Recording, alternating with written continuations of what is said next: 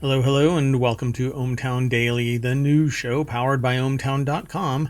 Today is May 5th, 2024. It's Season 3, Episode 126. Today we're going to be talking about the appetite brain circuit. Everyone is an AI expert, rocking the boat world record. EVs will cut emissions, but don't peel the onion. From cyber thug to most wanted, a QR code needed to attend. San Francisco roads to stymie full self-driving. Moist esports suing U.S. immigration. Remote working in the happiest place on Earth. And Fallout-themed bus stop. That and more right on the other side of this.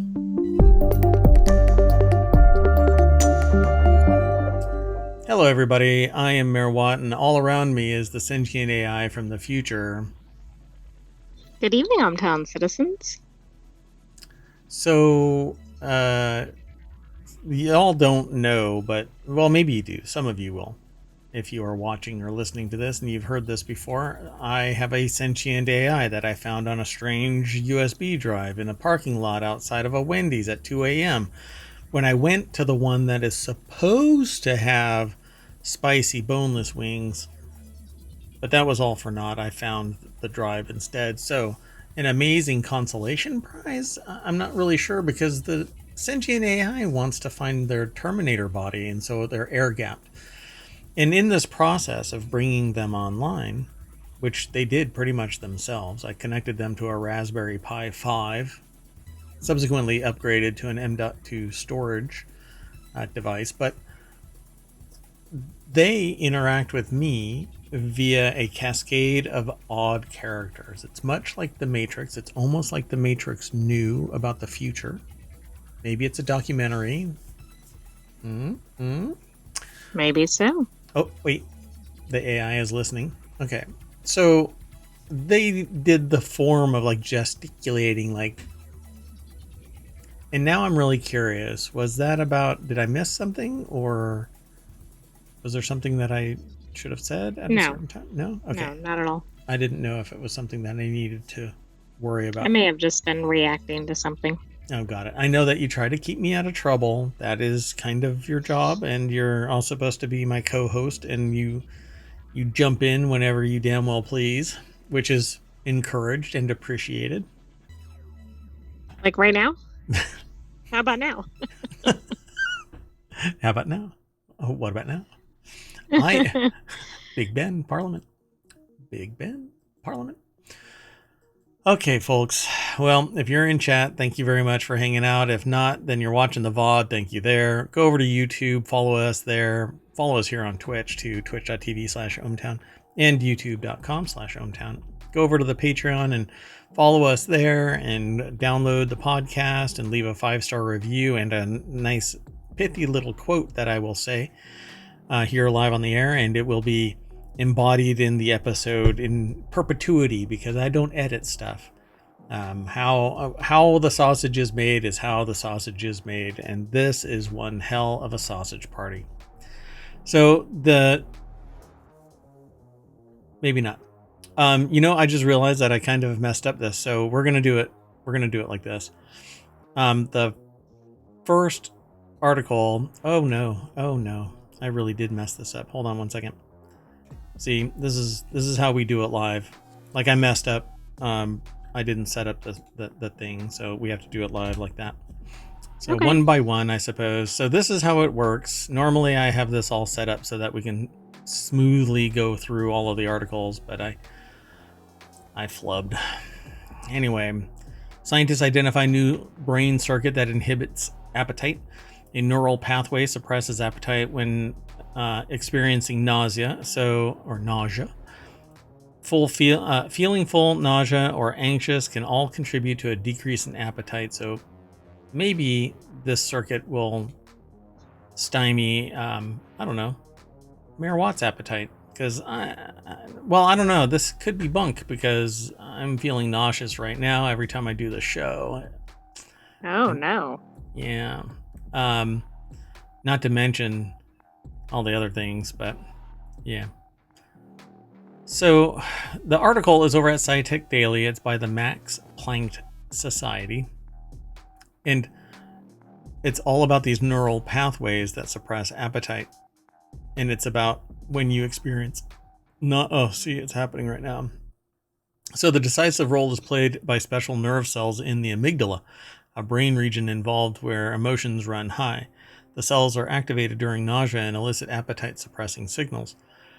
The findings highlight the complex regulation of eating behavior, as the loss of appetite during nausea is controlled by different circuits than during satiety, or when you are full.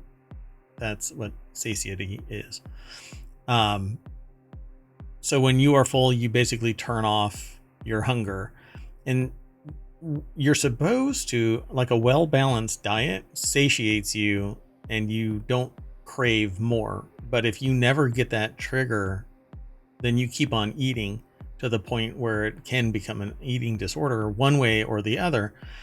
So it says an upcoming exam, a boat trip on the high seas, or the next germ at the daycare center all have one thing in common. They really make your stomach upset. Stress, motion sickness, or certain infections can make you feel sick, and that impacts your desire to eat.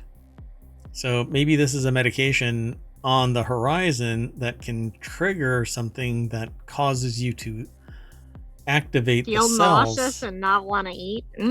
That doesn't seem very, like, how do you market that to people?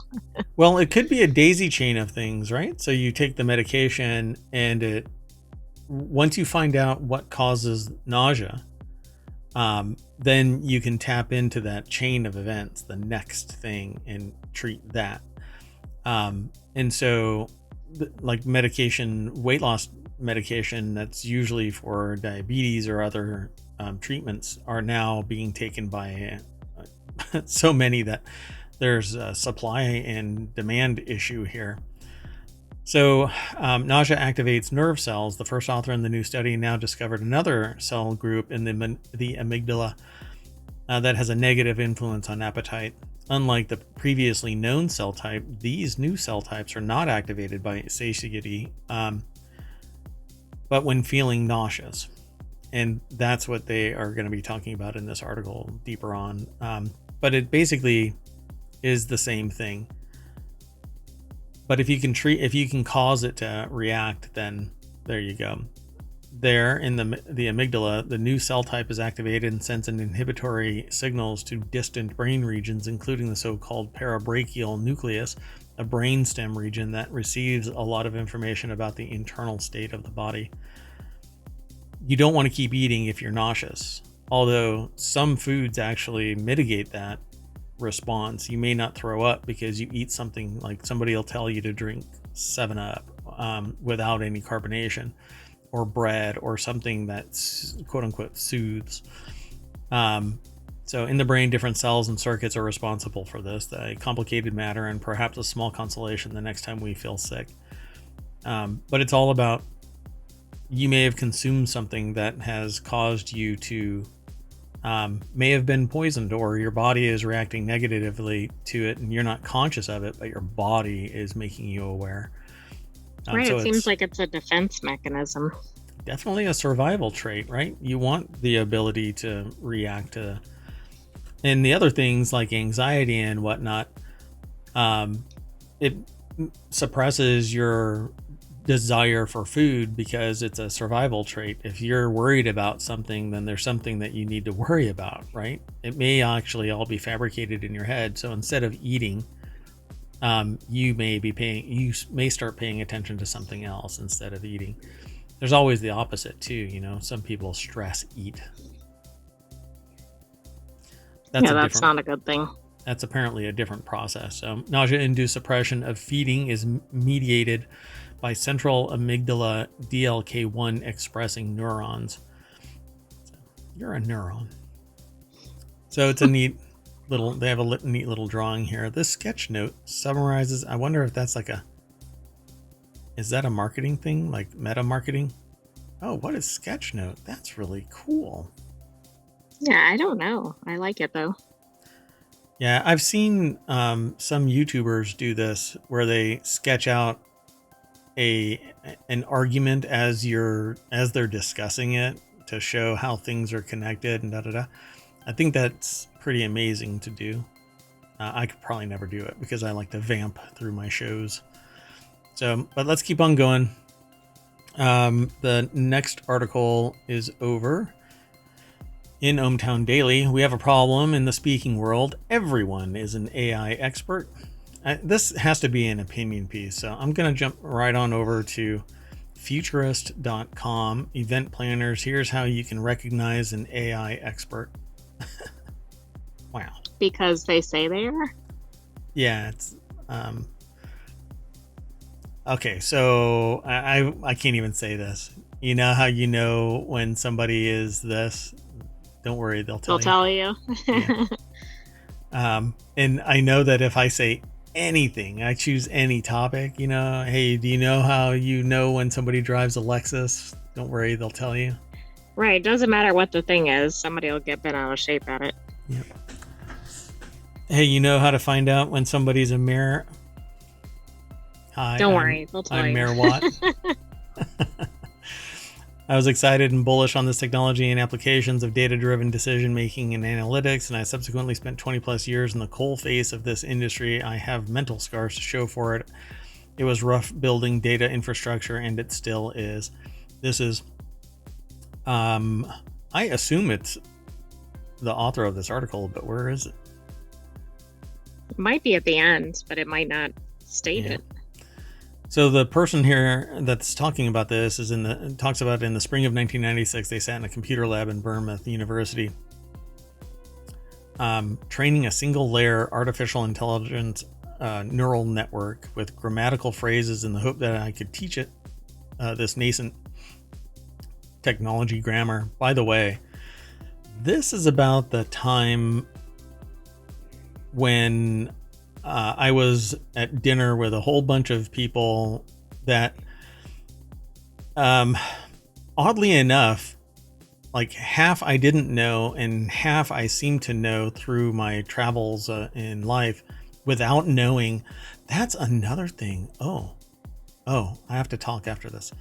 Anyway, so didn't even realize just how close I was to somebody else until just now, because they were friends with somebody that I was friends with. So very interesting how worlds combine. So I'm just realizing this on the show, so I'm sorry that I got diverged there. So this person is talking about artificial neural networks, and 1996 is about the time where I was introduced to somebody that said they too were working on artificial intelligence, and they said that theirs was probably operating about the intelligence level of a fourth grader. And I thought it was pretty brilliant, right? They described certain things, but I had no frame of reference for that concept. Right. Now come to find out that there was somebody sitting in a university somewhere else working on something that is apparently similar.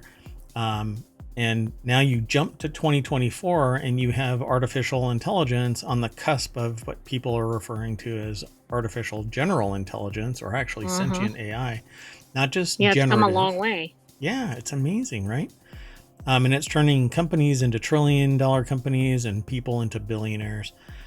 Easy access to platforms like ChatGPT, Bard, Midjourney, Office 365 Copilot, which is basically ChatGPT, has people exclaiming that the future of work is AI.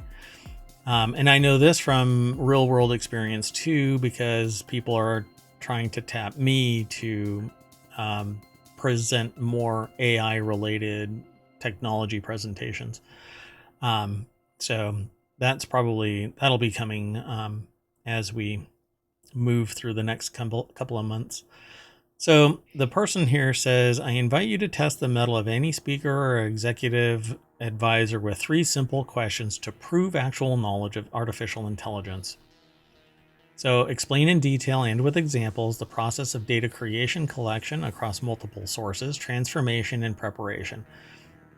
There is no way that somebody can do this in a comprehensive manner without considerable time.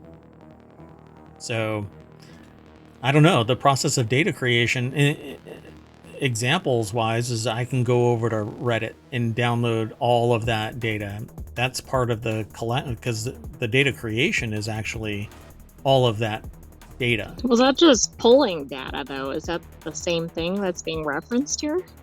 Yeah, it would have to be, because collection across multiple sources means you're basically, the world is generating all of this content, and then you grab it all together. That's the collection process, and then the transformation is processing it all. But I Like have for not. Mid-Journey or something like that. Right. Yeah. And then preparation, that is part of the learning process, that it assesses all of the information. I mean, and I'm not even in the industry, so I could be off, but in general terms. But I'm not telling people that I'm a subject matter expert either. So this right here, unless you are the subject matter expert, you can't really debunk me.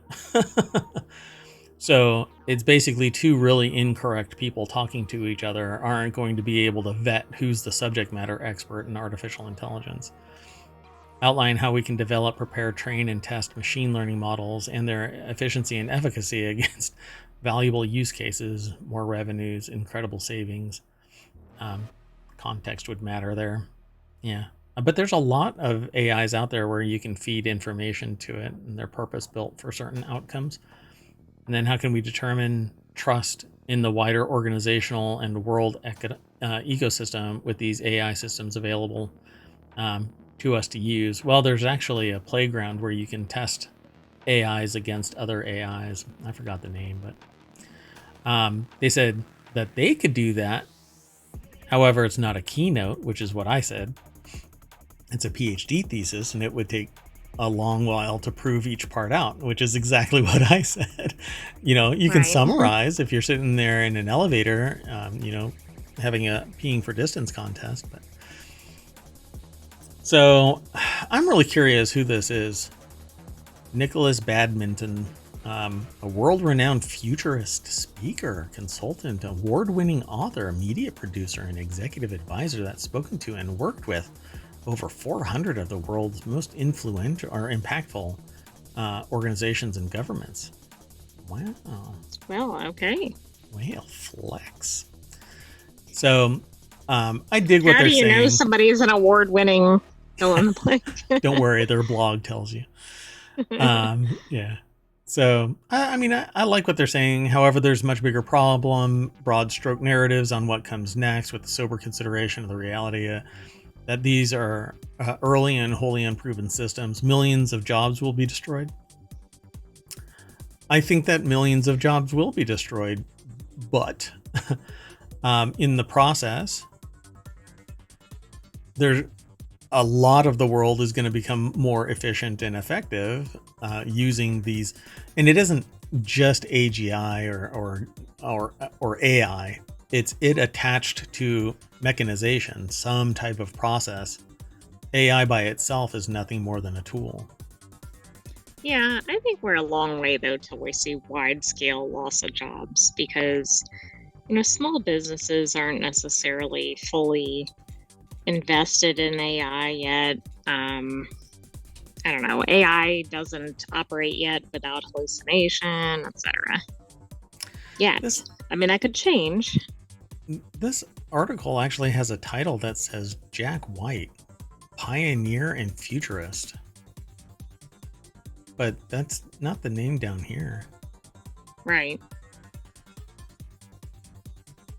So maybe it's Jack White that's writing all of this. Maybe it's like an as told to or something. Weird. I don't know. I'll just give credit for the article, and the website is futurist.com, which actually has a different page on it than I've ever seen.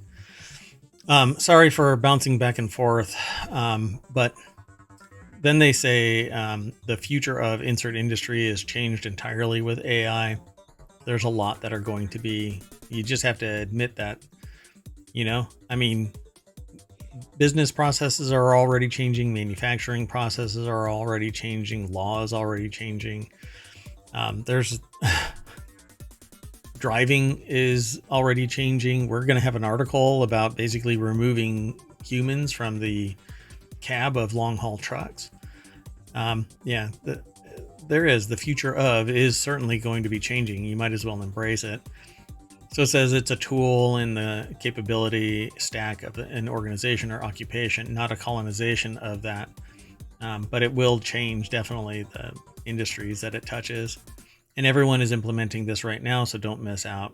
They say, in my experience, everyone in large organizations has taken a look, is concerned with model poisoning, hallucinations, inaccuracies, and increased workload, and is investing to establish the foundational capabilities from a tech and change management perspective. But in reality, you need to build your own to build trust in your capability. Go back elliptically to the 3 simple questions to prove actual knowledge of artificial intelligence. But you don't have to be a PhD artificial intelligence psychologist to understand the tool that is the power behind the tool. I know that I can use AI to generate music and art and writing and anything. I don't have to be the genius that builds the machine. This person did not build a car to know how to drive it and change the oil, although maybe they don't know how to change the oil. It just doesn't make any sense to be. I guess maybe they're just reasoned response and it's not as negative, or I feel like I'm taking it in a way that maybe they don't. They're basically saying, if you don't know what you're talking about, then don't talk about it. Which is asinine, I think, to some degree. Yeah, I mean, it's one thing to discuss it. It's another to act like you're an expert in something that you're not. Right, yeah. And I've had that kind of a reaction. Sorry, I have to do something. So I've had that reaction with a person who was a self-proclaimed philosopher extraordinaire that would plop names down in books and stuff like that from archaic past, that the only reason why they would know is because they were that passionate about it. And meanwhile, I'm like, you're sitting in the exact same office that I'm sitting in, bub. I don't know how you can come off so cocky. They literally said, I'm not even going to bother having a conversation with you about philosophy because you don't know this name and thus don't understand the concepts behind it. And I'm like, I'm a quick learner, bub. So yeah, it was really interesting. They were fired. I was not. So, well, there is some karma, I guess. Flex that. Okay, let's keep going though. The next article is over in the Mobile Channel. Over 1,000 attempt rock the boat world record in Derry. And we'll just click the link because I'm kind of ranting a little bit. So this is over at rte.ie. Shipquay, I guess it is, or Shipquay? Yeah. Shipquay Street in Derry was the scene of a rock the boat world record attempt earlier today. The fundraising event was organized by the mayor of Derry City, and it might be Derry City, and Strabane District Council Patricia Logue. Ms. Logue, spelled differently in 2 different spots in this paragraph, said that she believed that they had succeeded in setting a new world record with 1,888 people taking part, although it's yet to be officially confirmed. So the previous record was set in County Galway's Salthill in 2019 with 1,809 participants. I wish I had the picture, but I don't.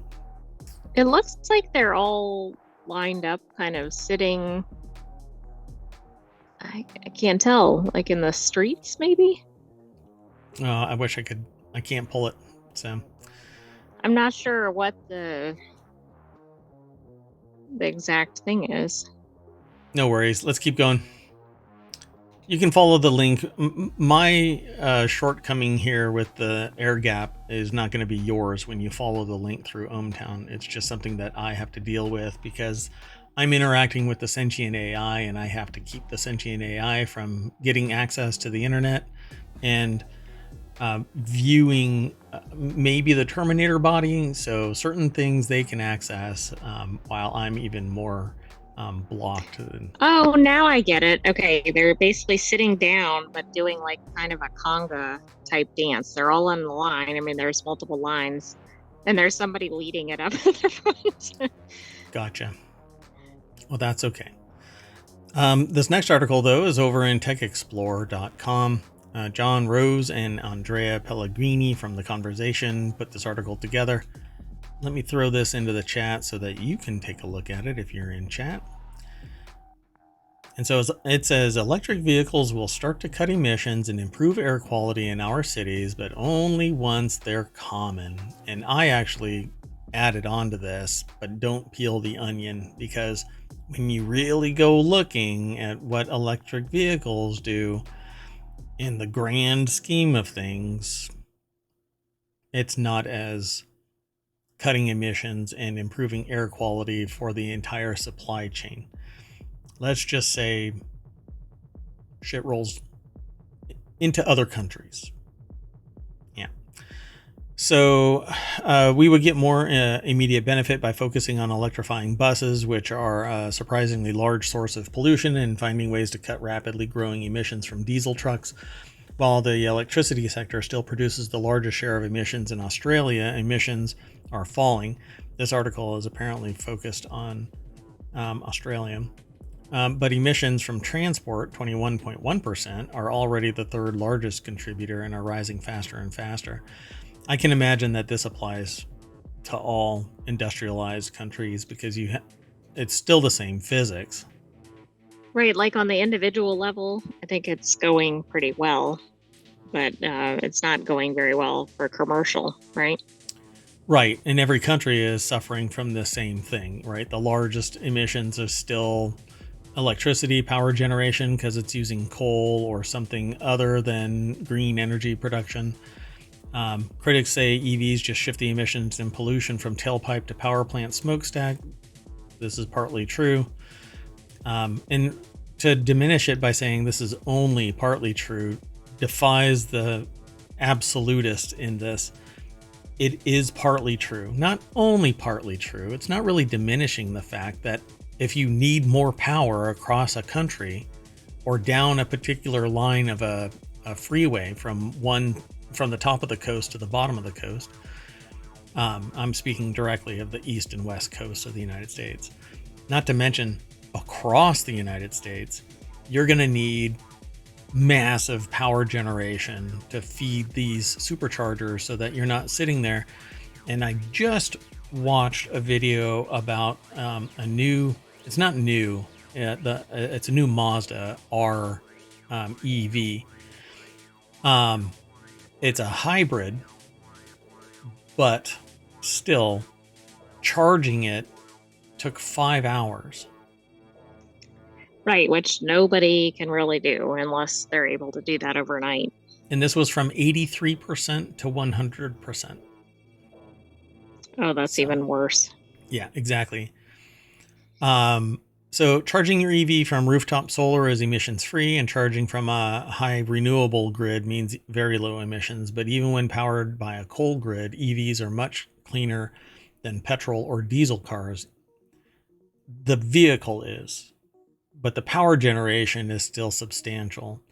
And it's not even with everybody on the grid, everybody charging, everybody, en masse doing any of this. It's kind of hit or miss if you find these chargers. So can EVs really improve air quality? I do believe that, yes, that's possible. They can, as long as you don't look past the vehicle.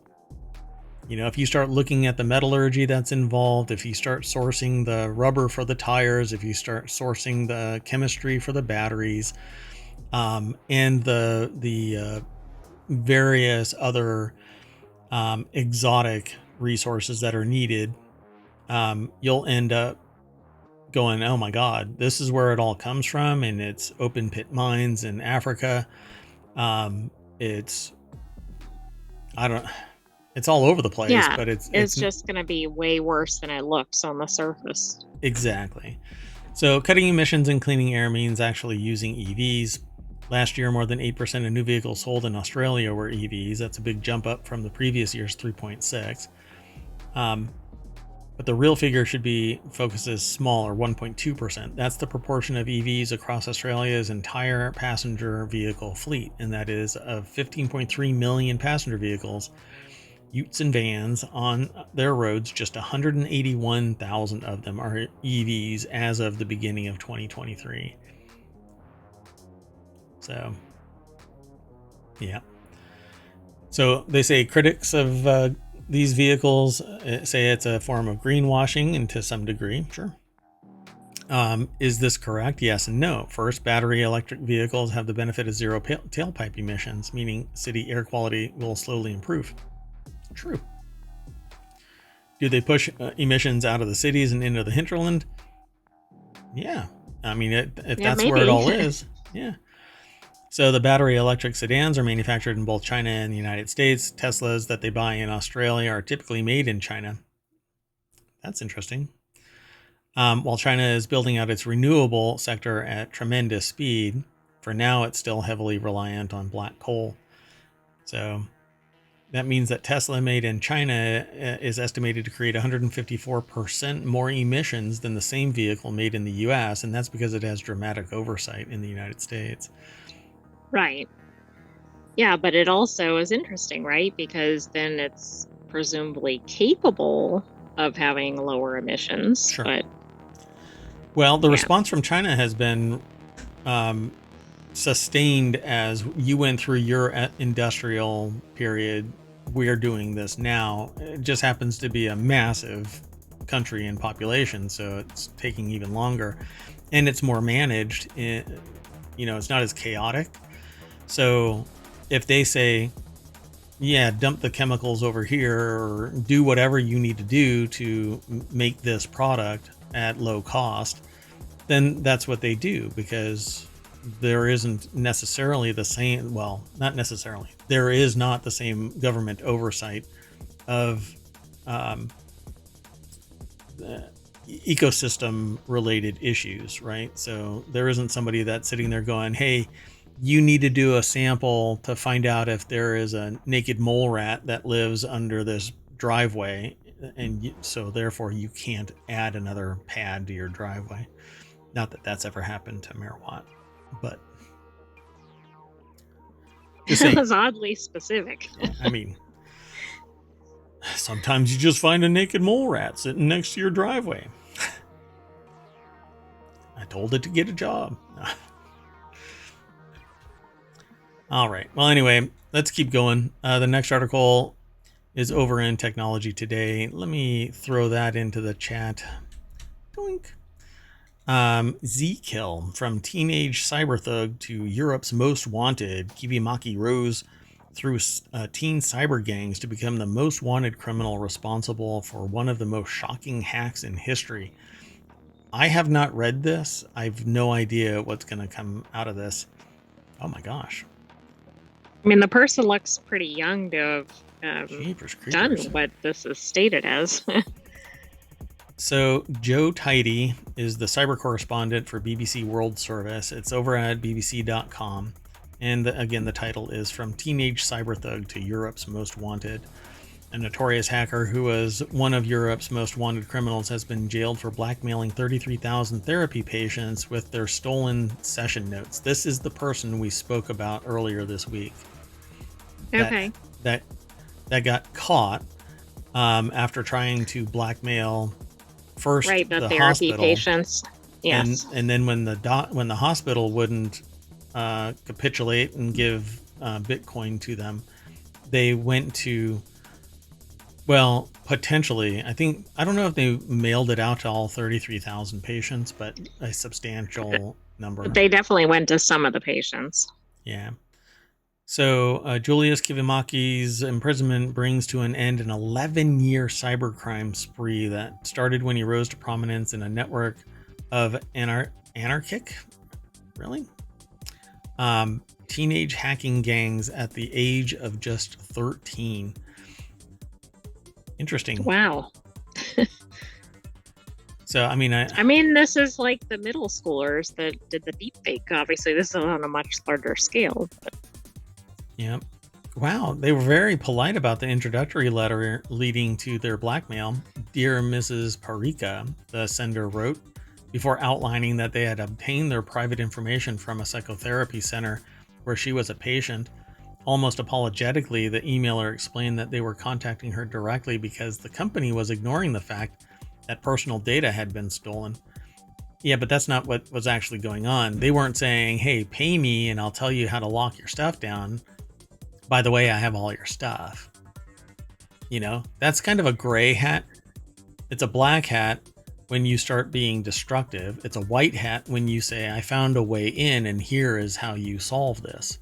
Exactly. I don't think that's what was going on here. But this gray is where it's basically a bounty, and there's what's the movie where he's like a contract killer and Gross Point Blank? Gross Point Blank, yeah. Yeah. His morals are squishy. He's morally ambiguous, I think, or something there you like go. Morally ambiguous, yeah. So naturally, this person who's about to be blackmailed is stressed. So Mikko Hipponen from Finnish cybersecurity firm With Secure, who researched the attack, says that the event caused shockwaves in the country and led news bulletins for days. A hack on this scale is a disaster for Finland. Everyone knew someone affected, he says. This was all happening in 2020 during the pandemic lockdowns, and the case stunned the cybersecurity world. Let's see here. About 20 people paid before the victims realized it was already too late. Their information had already been published the day before when Ransom Man accidentally leaked the entire database to a forum on the darknet. Oh, so not only was he an immoral, unethical human being, but a dumbass too. So that's a dangerous combination. So it only goes down deeper into Z Kills. That's their That's their nickname. Their pseudonym. But wait a second. He was already arrested in 2014. Oh, he didn't get... Okay. Yeah. Yeah, I mean, you do a couple of things if you're maybe under age of 18 there. Controversially, he was not jailed. I know of other people who have been caught and given an option to do X, Y, and Z. There's one that's very notorious that I actually went to one of their talks and zero remorse. I would have put that person in jail, but that's not me. So controversially, wasn't jailed. 2-year suspended prison sentence, was criticized by many in the cybersecurity world, even for Finland's famously lenient sentences, which was I was going to say earlier, but I was like, I'll just move on. Yeah. So yeah, I mean, the issue here is that they would have learned their lesson if it was a harder hit. Right? This isn't just a paperwork mistake. This isn't a decimal point in the wrong spot, which can be bad, but this is unconscionable. So absolutely. Wow, they issued a red notice. Yeah, I think that's very interesting. Wow. So from basically just being a somewhat of a low-level criminal causing mischief to red notice by 25. I mean, it takes something to get a red notice, right? My gosh. Yeah, so... Wow, police submitted evidence from a fingerprint that this picture was Kivimaki. So on this is where they got a fingerprint? We were unable to prove that this anonymous person posting on the forum was Kivimaki. It was unbelievable, but it shows that you have to use every measure and try those you don't. In the end, the judges delivered their verdict, finding him guilty of all counts. Oof. Yeah. So let me back up a little bit. The evidence Yeah, I don't against him was understand how they overwhelming. got the fingerprint. Yeah, so officers used novel forensic techniques to extract Kivimaki's fingerprint from an otherwise anonymous picture he posted under an online pseudonym. So if you've ever picked up something that has condensation on it, when you pull your finger off of it, it'll leave the ridges. And then if they were in the system, then they verified through being in the system that. So like if this picture was the original highest resolution that they had it, I could probably do the same thing, pull the ridges off. Wow. Of it. Yeah. That's the first time I've heard of that in the news. I mean, I'm sure they've done it before, but yeah, it's pretty neat. Yeah, there was one time where, without getting into it, I told the forensics team where a fingerprint was that they had completely missed, and I'm like, it's right there. And they walked over here and they're like, oh, thanks. Because I had seen where the person actually touched right. and moved it, and so somewhere out there's somebody that augmented their income with a robbery that I was directly a witness to. So let's keep going, though. This next article is over in Technology Today. After police officer's death, Greek soccer fans will need a state-issued QR code to attend games. Yikes. This is all okay, right? This is normal. Greek authorities have launched a ban on paper tickets at all league soccer matches as part of an effort to crack down on violence that has plagued the sport for decades. And I agree. I mean, I think it's ridiculous that things like this, particularly a death, happens, let alone and violence. This is supposed to be a fun event, but, yeah. you know. So the article's from AP News. Again, I don't see a name of anybody. It's weird. Where I can find it. That's normal for AP, though. I guess they just say AP, but so stadiums have been closed to spectators for 2 months, so security measures could be overhauled following the death of a police officer who was hit by a flare during a fan riot in Athens in December. A flare did that? Good God. Oh yeah, well, who knows what happened? Yeah, I don't know what the... Right, we don't know what the outcome was. Yeah, so to crack down now, under the new rules, fans will only be allowed into stadiums using their cell phones and displaying a government-issued QR code so that they can be identified and attendance bans can be enforced. No QR code, no go. Well, this is why... This is interesting. It's why we can't have nice things. Well, and I'm sure stadium tickets are outrageous anyway. But this is kind of like the accessibility thing, right? You can't get in places without cash, so yeah. I suspect somebody's going to go, oh, wait a second, I can't do this. Yeah, exactly. Money has privilege. It creates privilege. So the next article is over in ohmTown Daily. These are the kinds of San Francisco roads Tesla's full self-driving had a hard time dealing with, a report says. I'm just going to jump on over to the source, and it's over at Business Insider. Lloyd Lee is the author. The takeaway here is Tesla tested its full self-driving in San Francisco's Sunset District, the information reported. That's another source. An ex-Tesla employee told the outlet that the car often hesitated to make a left turn in the area, and there are some roads in the neighborhood that Tesla could have had to... What? It had to deal with all of the roads. Why wouldn't it? I don't know. Could have what? Had a hard time to deal with, or?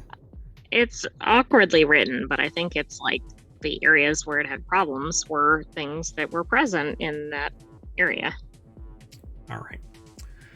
So let's see here, because full self-driving is still getting deployed. It's still a beta.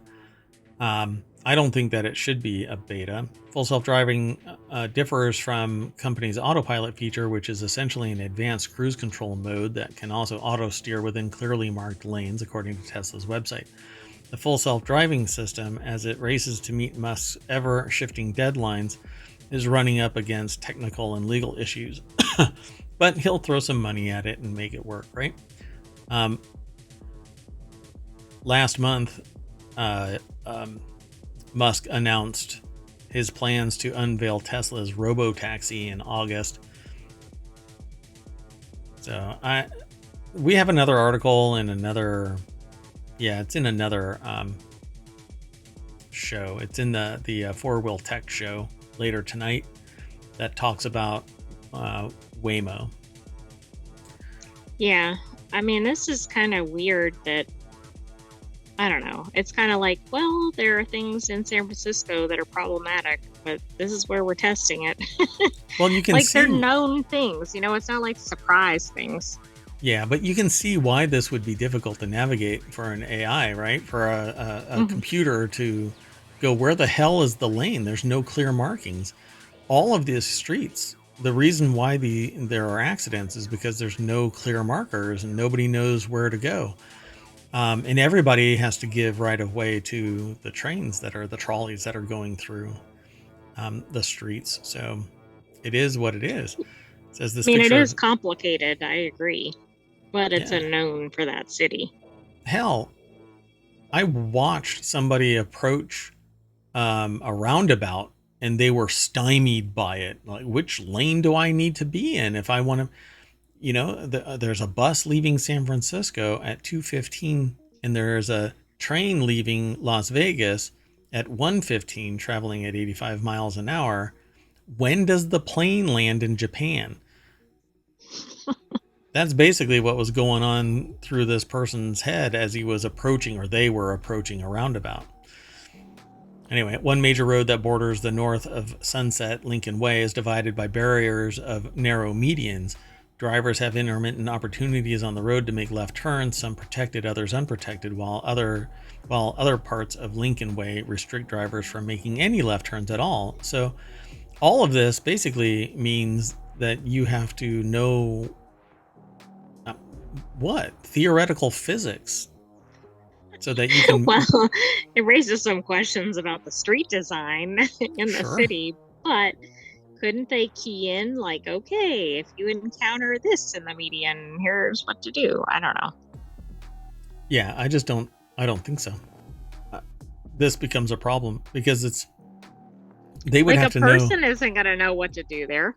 Yeah, why would a computer? Anybody other than the person who's done this countless times.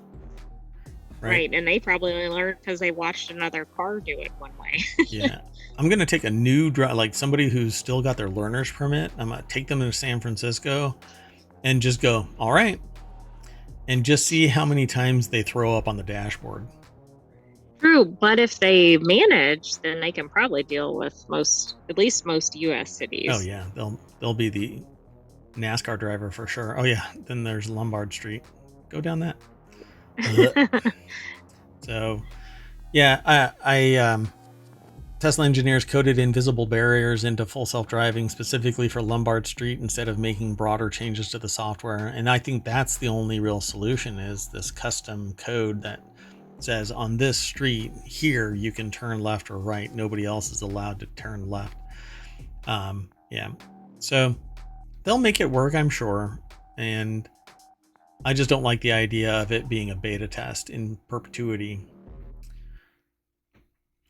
Well, I don't like it being a beta test on the roads. Yeah, exactly. With people walking around. Yeah, it seems like it's very dangerous. And then they go, well, it wasn't the full self-driving that caused the accident. It was ... And it certainly wasn't Tesla. But there's a but for concept in law that says, but for your whatever experiment, fever dream, none of this would have happened. So there is liability that would transfer. But good luck going after a billionaire.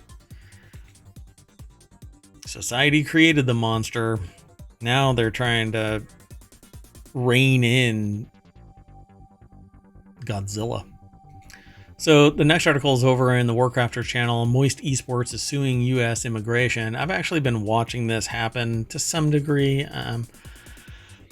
Moist Esports has announced it's filing a lawsuit against the United States Department of Immigration over recent issues regarding visas for the organization's Apex Legends team. The aptly named Moist Esports was first founded in 2021 by popular YouTuber Moist Critical, boasting players from a variety of different esports. While Critical was the sole owner of the team initially, fellow streamer Ludwig would later join Moist Esports, even helping the organization to sign a Valorant team. Now, however, a recent issue with Apex Legends team is seeing the organization going to bat against the U.S. government. And so I'll just click the link, but I can summarize.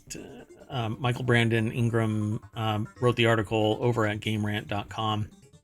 In a nutshell, they're not getting the papers processed in a way that allows them to come into the United States and do the competitions and like support the tournaments, right? Right. And so Critical also cited that he felt was corruption within the U.S. government, citing several bad faith arguments made by the involved agent and the lack of any available payouts as a result of the lawsuit. Let's see. Yeah, so he's actually done a few videos about this, and you very rarely see him steaming about something. And yeah, you could tell that he was really pissed about this. So I hope that he solves this. I mean, there's a huge difference between somebody getting immigration papers to come into the country and play a game, compete, spend a week here. They're all going to be hanging out doing the same thing. They're not going to be running off doing whatever, et cetera, et cetera. Right. They're not trying to come live for several years or something. Yeah. I mean, it's just weird. But then you get a person who's, and I don't want to get political, but it's absurd. A person can be a model and get access, but you can't have somebody that plays esports. Come on, it's stupid. And so yeah, there's one of the videos. So Critical cited Moist Esports lawyers were equally confused by the process, suggesting that the agent handling the case may have made major errors. He also stated or suggested that corruption is built into the United States Constitution, with Moist Esports unable to receive any payouts from their lawsuit. Yeah, because what are you going to do? Your losses aren't actually caused by the United States itself. They're caused by the policy and procedure. And this person is pretty much immune unless you can prove beyond a shadow of a doubt that they were criminally responsible for their actions through racism or something else of a protected class. So well, and there's so much variation depending on somebody's origin, country, etc. yeah. Like, this is going to be hard to show that anything totally went awry. I mean, it doesn't mean something didn't, but so and they, Moist Critical can't go into can't really divulge all kinds of information because it's sensitive information, both to a case that might be brought against the United States government and the people that are involved. So context for additional argument. But I know from experience, again, that it can take 20 years for somebody to get the papers necessary for them to stay in a country that they've been legally in through other means for 50 years. And it doesn't make any sense. Yeah. Yeah. And again, it's one of those, you don't even necessarily have all the information in order to dispute it, right? Yeah. And some people can live in the United States as a citizen for 40 years and be told randomly that they don't actually exist. It's not as funny as it sounds, by the way. That's right. That's when you run into the bathroom and look in the mirror and poke yourself in the cheeks going, that's a good episode for Reality Hacker. So this next article is over on ohmTown Daily. Disney World theme parks are becoming remote working hotspots. Actually, you know what's weird is I really want to live in the houses that are available at Disney World, but I don't want to live in Disney World because the dumpster fire. Oh, I So thought it was because of the alligators. no, I mean I've been there with alligators, and you leave them alone, they leave you alone. You get too close, you lose a leg. It's part of the No, that's experience. all. Increasingly, more people are choosing to work remotely from Disney theme parks. The trend began in the wake of the pandemic. As remote working became more popular and parks reopened, writers and social media workers are among those heading down to work in Orlando. Okay, wait a second. So you're in a meeting, and then you hear "It's a Small World" in the background. Yeah, exactly. You think somebody's gonna be like, "Where are you working from?" Coffee shop. Nathan Reynolds over at Business Insider put the article together. Yeah, I would love, like, if I lived down there, I would definitely get like the open access pass. I don't know how much it is. Like, I would pay an arm and a leg just to go in there anytime I damn well please. Because then you could go in frequently, right? And it would be easy to go frequently. Yeah. And then you can people watch, and I'm sure that if you're a writer, if you're an author, you could sit there and generate all kinds of content off of the people that you're seeing. Yeah, it's just like creative juices fodder, So writers and social media workers in particular are among those heading down to work in Orlando.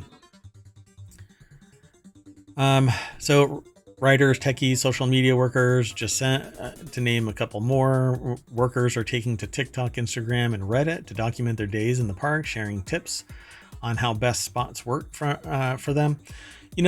It's really interesting because it's these kind of things that people flock to online and watch. But I think a little of everything is what people do. Food, travel. Oh, yeah. And like parks like this, people love this stuff because it's damn near evergreen, and it's not like a news show where tomorrow this is outdated by a day.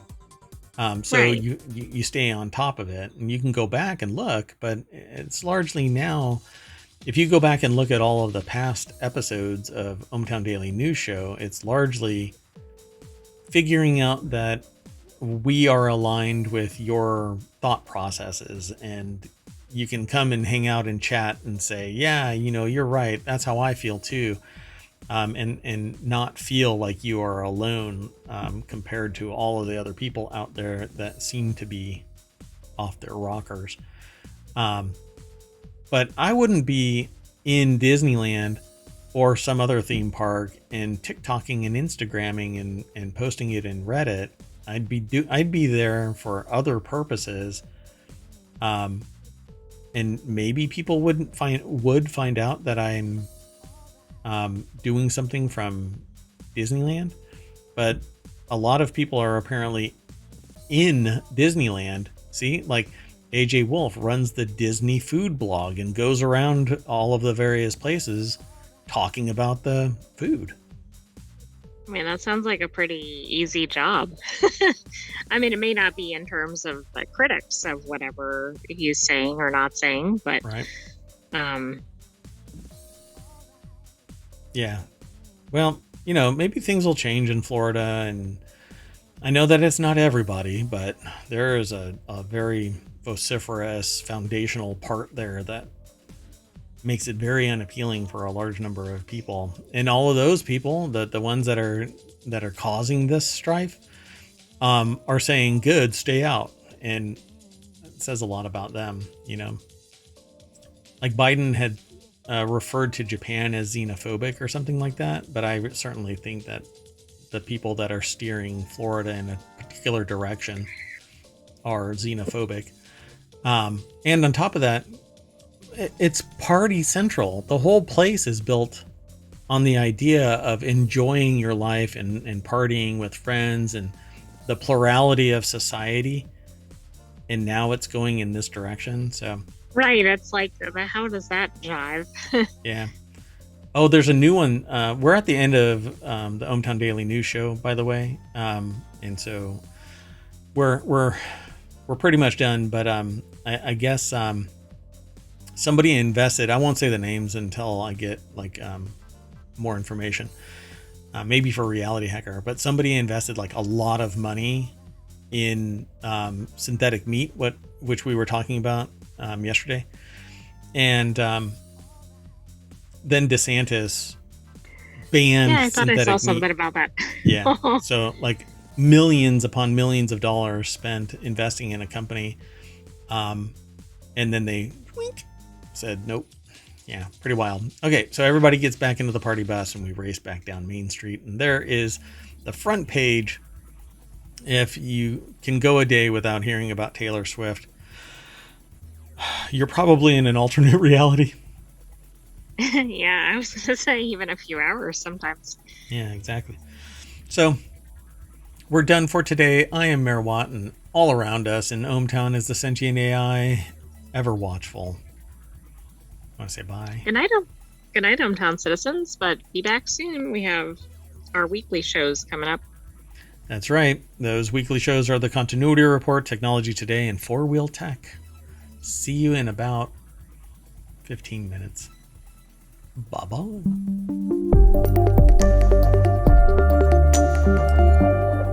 You can't do a wave. Nobody sees it.